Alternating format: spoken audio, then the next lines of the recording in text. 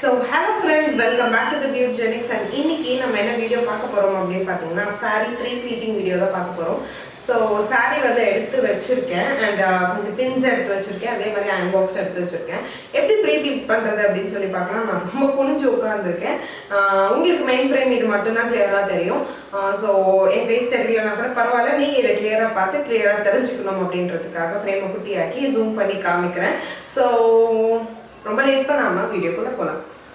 So pre pleat எப்படி பண்றது அப்படினு பார்க்கலாம். saree எடுத்து வச்சிருக்கேன். சோ ஃபர்ஸ்ட் பின் எல்லாம் பண்ணிக்கணும் அப்படினு பார்க்கலாம். ஃபர்ஸ்ட் நம்ம வந்து பல்லு பாட்டுக்கு ப்ளீட் வைக்கணும். சோ பல்லு பாட்டுக்கு எப்படி ப்ளீட் வைக்கிறது அப்படினு சொல்லிட்டு பார்க்கலாம். சோ இந்த saree வந்து நான் மின்ட்ரால வாங்கியிருந்தேன். சோ சாரியோட லிங்க் வேணும் அப்படினா நான் டிஸ்கிரிப்ஷன்ல கொடுக்குறேன். சாரியோட பல்லு பார்ட் பாத்தீங்கன்னா இதுதான். சோ இங்க தான் நம்ம ப்ளீட் வைக்க போறோம். நம்ம வந்து ப்ளீட் இப்படியும் வைக்கலாம், இப்படியும் வைக்கலாம். அதே மாதிரி ஃபுல்லா இந்த மாதிரி விரிச்சு விட்டுட்டு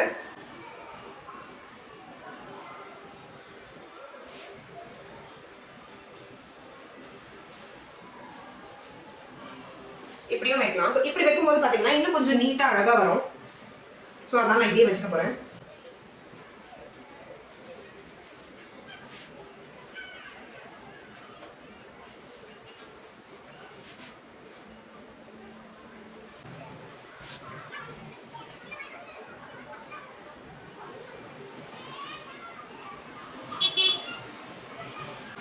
சோ பாத்தீங்கன்னா ரொம்ப அழகா ஆர்கனைஸ் ஆகி வந்துருச்சு. இது நம்ம அழகா பின் பண்ணிக்கலாம்.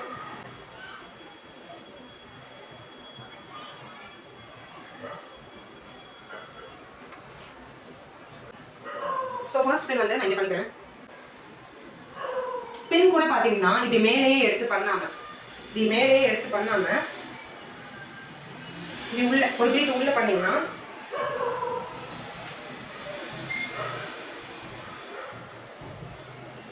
உங்களுக்கு பின்ஸ் ஹைட் பண்றதுக்கும் ஈஸியா இருக்கும். இங்க இருந்து 1/2 டிஸ்டன்ஸ்ல இங்க ஒரு பின் பண்ணிக்கிறேன்.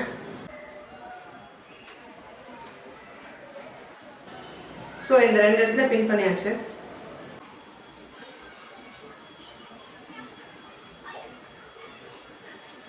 சோ இந்த பார்ட் வந்து நான் இங்க பின் பண்ணிருக்கேன். சோ மொத்தம் 3 பின் பண்ணிருக்கேன். சோ இது எந்த லெந்த் வரைக்கும் அப்படினு பார்க்கணும்னா சோ நீங்க இப்படி ப்ளீட் பண்ணும்போது பாத்தீங்கன்னா உங்களோட முட்டிக்கால் அளவுக்கு வரணும். முட்டிக்காலோட கொஞ்சம் கீழே வரணும். சோ அந்த அளவுக்கு தான் நானும் எடுத்திருக்கேன். சோ எனக்கு இந்த லெந்த் போதுமானது. சோ நமக்கு வந்து இந்த ப்ளீட் முடிஞ்சிருச்சு. அடுத்தது நம்ம வந்து சென்டர் ப்ளீட் எப்படி எடுக்கிறது அப்படின்னு சொல்லி பார்க்கலாம். சோ சென்டர் ப்ளீட்டுக்கு வந்து நம்ம சாரியோட ஸ்டார்டிங் பார்ட் எடுத்துக்கலாம். எப்பவுமே எப்படி சாரி சொருவோமோ அந்த மாதிரி வச்சு பாருங்க. ஸோ இப்படி ஒரு சுத்திட்டு நீங்க வந்து ப்ளீட் ஸ்டார்ட் பண்ணுவீங்க. ஸோ அதே மாதிரி இப்படி ஒரு சர்க்கிள் சுத்திட்டு உங்க ப்ளீட் எங்க வரும், இங்க வரும் அப்படின்னா கொஞ்சம் கேப் விட்டு இங்கே பின் பண்ணுங்க.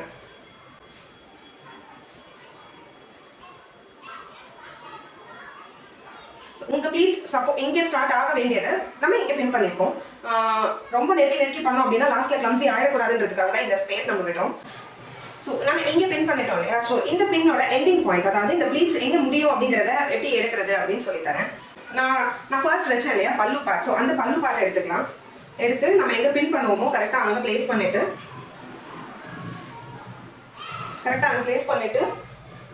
சாரியை இப்படி ஒரு சுற்றலாம்.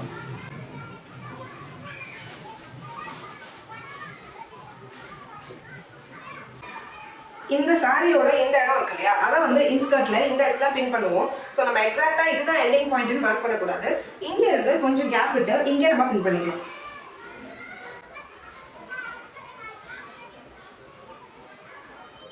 ஸோ நம்மளோட ஃப்ரண்ட் ப்ளீட்டோட ஸ்டார்டிங் அண்ட் எண்டிங் பாயிண்ட் நம்ம கண்டுபிடிச்சிட்டோம். ஸோ இதுக்கு வந்து ஃபர்ஸ்ட் நம்ம இப்படி கீழே வச்சே ப்ளீட் எடுத்துக்கலாம்.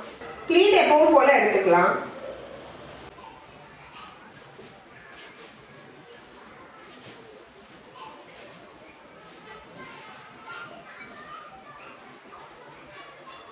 ஸோ இங்கே நான் ப்ளீட் எடுத்ததுக்கப்புறம் கொஞ்சம் தள்ளி அடிக்கணும். அதை வந்து நம்ம டேபிள் மேலே போட்டுட்டு அதுக்கப்புறமா அடிக்கலாம். ஸோ இந்த இடத்த நான் வந்து தள்ளி அடுக்கிக்கிறேன்.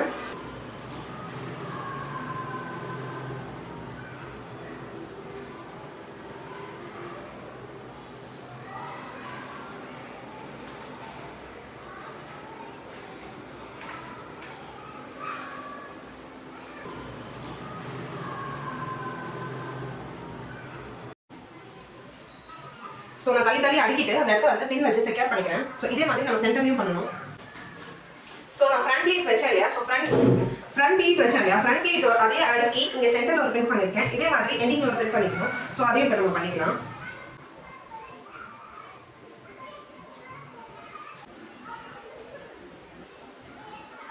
ஓகே, ஸோ இந்த இடமும் நான் மூணு பின் பண்ணிட்டேன். ஸோ இப்போ நம்ம அயன் பண்ண ஸ்டார்ட் பண்ணிடலாம். ஸோ இதுதான் வந்து ப்ரீ ப்ளீட்டிங். இதுக்கப்புறம் நம்ம அயன் பண்ணி மடிச்சு வைக்க வேண்டியது தான் நம்ம வேலை. ஸோ எப்படி அயன் பண்ணுறது, எப்படி ஃபோல்ட் பண்ணுறது அப்படிங்கிறது தான் ரொம்ப இம்பார்ட்டன்டான ஸ்டெப். ஸோ அதுதான் நம்ம இப்போ பார்க்க போகிறோம். கேர்ஃபுல்லாக பாருங்க. ஸோ ஃபர்ஸ்ட் நம்ம வந்து பல்லு பார்த்து அயன் பண்ணிடலாம். பல்லு பார்த்து அயன் பண்ணும்போது பார்த்தீங்கன்னா நிறைய பேர் பண்ணுற தப்பு என்னன்னு பார்த்தீங்கன்னா இந்த பக்கம் மட்டும் தான் அயன் பண்ணுவாங்க. இப்படி அயன் பண்ணி விட்டுடுவாங்க. ஸோ ஆஃப்டர் சாரி ப்ளீட்டட் புடவெல்லாம் கட்டி முடிச்சப்பறம் என்ன ஆகும் பார்த்தீங்கன்னா இந்த இடம் புஷ்ன்னு இருக்கும். ப்ளஸ் அது வந்து அசிங்கமாக தெரியும். ஸோ நம்ம ஈவனாக இப்படி அயன் பண்ணணும்.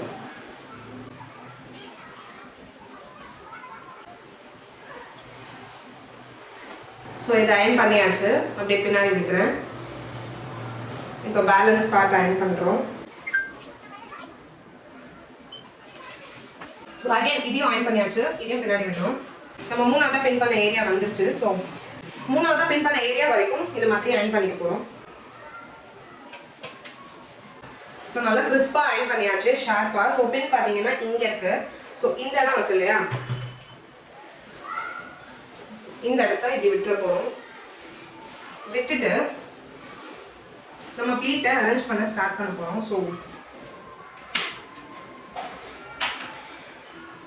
ஸோ நீங்கள் ப்ளீட் அரேஞ்ச் பண்ணும்போது உங்கள் அயன் பாக்ஸ் ஆனில் வச்சுருக்காதீங்க. நீங்கள் சப்போஸ் சில்க் சாரி அயன் பண்ணுறீங்க அப்படின்னா நீங்கள் ப்ளீட் அரேஞ்ச் பண்ணுறதுக்கு டைம் நிறைய எடுத்துக்கும். அந்த டைமில் அயன் பாக்ஸ் ரொம்ப ஹீட் ஆகிடுச்சுன்னா நீங்கள் இதை வைக்கும்போது அது பர்ன் ஆகிறதுக்கு சான்சஸ் இருக்குது. ஸோ ஆஃப் பண்ணி ஓரமாக வச்சுட்டு ஃபஸ்ட்டு ப்ளீட் அடுக்கிக்கலாம்.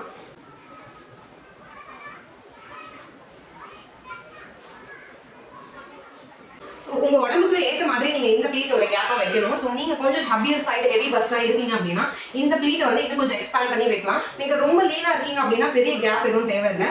ஒரு 0.5 சென்டிமீட்டர் அந்த மாதிரியான கேப்லேயே நீங்கள் எப்படி வச்சு அயன் பண்ணிக்கலாம். ஸோ பார்த்தீங்கன்னா நல்லா கிளியராக நான் வந்து ப்ளீட்டை வந்து செட் பண்ணிட்டேன். இதை வந்து நம்ம அயன் பண்ண போகிறோம். ஸோ அயன் பாக்ஸ் ஆன் பண்ண உடனே ஸோ ப்ளீட்டை வச்சு நம்ம அயன் பண்ணி இறக்கிக்கலாம். ஸோ இப்போ ஈவனாக இறக்குறது தான் வந்து உங்களுக்கு ப்ரீ ப்ளீட்டிங்கில் வந்து ரொம்ப ஹெல்ப்ஃபுல்லாக இருக்கும். ஸோ அதே மாதிரி நம்ம அயன் பண்ணும்போது இந்த இடம் ஷார்ப்பாக வரணும்னு நினைப்போமே தவிர இந்த இடத்த மறந்துடுவோம். ஸோ உள்ள இருக்க இடமும் பார்த்தீங்கன்னா புஷ்ஷுன்னு ஆகிடும். நான் வந்து பல்லு பாட்டுக்கு சொன்ன மாதிரி தான். ஸோ அயன் பண்ணும்போது ஈவனாக எல்லா இடத்துலையும் அயன் பண்ணுறேன்.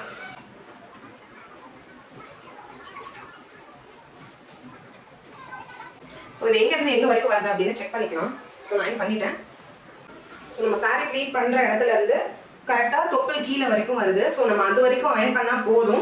அதுக்கு மேலே நீட்டாலாம் போக வேண்டாம். ஸோ சென்டர் ப்ளீட் எப்படி அயன் பண்ணுறதுன்னு பார்த்துக்கலாம். ஸோ நான் எப்படி வச்சு சென்டர் ப்ளீட் எடுத்திருக்கேன் அப்படின்னு பார்த்தீங்கன்னா ஸோ இந்த பார்ட் இருக்கு இல்லையா, ஸோ இந்த பட்சி சாரியோட சின்ன பார்ட் வந்து இந்த பக்கம் வரும் அண்ட் பெரிய பார்ட் வித் பெரிய ஃப்ரண்ட் பல்லு வந்து அந்த பக்கம் வரும். அந்த மாதிரி வச்சிருக்கேன். ஸோ இப்போ ஆன் பண்ணிட்டேன். அயன் பண்ண ஸ்டார்ட் பண்ணிடலாம். ஸோ இதுவுமே ஈவன் அவுட்டாக ரொம்ப பொறுமையாக இறக்கணும். அண்ட் அவ்வளோதான் அயன் பண்ணுற பார்ட். இப்போ வந்து நம்ம ஃபோல்டு தான் பண்ணணும். ஃபோல்டு பண்ணுறதுக்கு இந்த இடம் இருக்கு இல்லையா, அதை அப்படியே உள்டாவாக திருப்பி போட்டு போகிறோம். ஸோ இந்த இடம் இருக்கு இல்லையா, ஸோ இந்த இடத்த வந்து நம்ம ஃபோல்டு பண்ணிக்க போகிறோம். அதாவது சின்ன சைடு இருக்கு இல்லையா, அதை வந்து ஃபோல்டு பண்ணிக்க போகிறோம். சென்டர் ப்ளீட்டுக்கு 5 சென்டிமீட்டர் இங்கே கொஞ்சம் கேப், 5 சென்டிமீட்டர் அந்த பக்கம் கொஞ்சம் கேப்னு விட்டு மடிச்சுக்க போகிறோம். நான் 5 சென்டிமீட்டர்னு தோராயமாக சொல்கிறேன். உங்களுக்கு இது கன்வீனியன்ட்டாக இருக்கும். நீங்கள் அந்த மாதிரி கூட மடிச்சுக்கலாம். ஸோ ஸ்மாலாக இருக்க பார்ட்டை போட்டாச்சு. அதே மாதிரி நம்ம அயன் பண்ண பல்லு பார்ட்டையும் எடுத்துக்கலாம். ஸோ பல்லு பார்ட்டு நான் இப்படி ஷோல்டரில் ஃபஸ்ட்டு போட்டுக்கிறேன். போட்டுட்டு எக்ஸஸாக இருக்கிறது எப்படி மடிச்சணும் அதே மாதிரி மடிக்கிறேன்.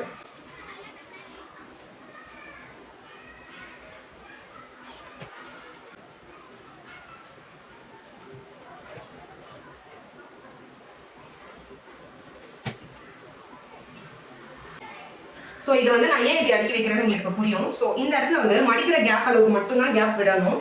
ஃபார் எக்ஸாம்பிள் உங்களோட கடைசி ஃபோல்டிங் இப்படி வர அளவுக்கு தான் இந்த இடத்துல நீங்கள் வந்து இதை ஸ்ப்ரெட் பண்ணி வைக்கணும். ஸோ இந்த இடத்துல இருந்து நான் என்ன பண்ணுறேன், இப்படி கொஞ்சமாக எடுத்து ஃபோல்ட் பண்ணிக்கிறேன். அதே மாதிரி இந்த இடத்துல இருந்து இப்படி எடுத்து கொஞ்சமாக ஃபோல்ட் பண்ணிக்கிறேன். ஸோ இப்போ என்ன பண்ண போகிறோம் அப்படின்னு பார்த்தீங்கன்னா மடிச்சு வச்சுருக்கோம் இல்லையா, இந்த இடம் வரும் கரெக்டாக. அந்த இடத்தோட இப்படி ஃபோல்டு பண்ணிக்கிறேன். அதே மாதிரி மடிச்சு வச்ச இடத்துல இருந்து இப்படி ஃபோல்ட் பண்ணிக்கிறேன். ஸோ ஃபோல்ட் பண்ணும்போது என்ன ஆகும், நம்ம மடிச்சு வச்ச இடம் இங்கே வரும். ஸோ அதை அப்படியே இப்படி உள்டாவாக்கி நம்ம மடிச்சதை இப்படி மேல் பக்கமாக எடுத்துக்கலாம். ஸோ இப்படி பண்ணிட்டோம். இப்படி பண்ணும்போது எக்ஸசைஸ் இவ்வளோ பெரிய பங்கு பார்த்துருக்கு. இது எப்படி ஃபோல்ட் பண்ணுறதுன்னு பார்த்தீங்கன்னா இதை தூக்கி இப்படி அடியில் போட்டிங்கன்னா இது இப்படி மடிச்சிடும். மடிச்ச அப்புறமா இந்த எக்ஸஸ் பார்ட் இருக்கு இல்லையா, இதை ஃபர்ஸ்ட் 2 அடி மடிச்சு அதுக்கப்புறமா இந்த பல்லு பாட்டை தூக்குனீங்கன்னா உள்ள நிறைய உங்களுக்கு கேப் இருக்கும். அதுக்குள்ள நீங்கள் இன்சர்ட் பண்ணிக்கலாம். ஸோ இதுதான் உங்களுக்கு சாரி ப்ரீ ப்ளீட்டிங்.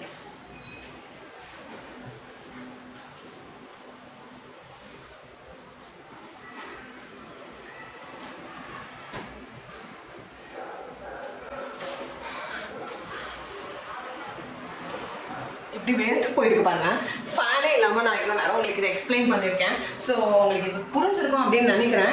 ஸோ இதில் வச்சு எப்படி அந்த ஒரு சாரியை கட்டுறது அப்படிங்கிற வீடியோவை நம்ம நெக்ஸ்ட் பார்க்கலாம். ஸோ இந்த வீடியோ பிடிச்சிருந்ததுன்னா மறக்காம லைக் பண்ணிக்கோங்க, சேனலை சப்ஸ்கிரைப் பண்ணிக்கோங்க. இன்னும் இதே மாதிரி நிறைய வீடியோஸ் பார்க்க. அண்ட் நெக்ஸ்ட் வீடியோவில் உங்களை பார்க்குறேன். அது வரைக்கும் டாடா.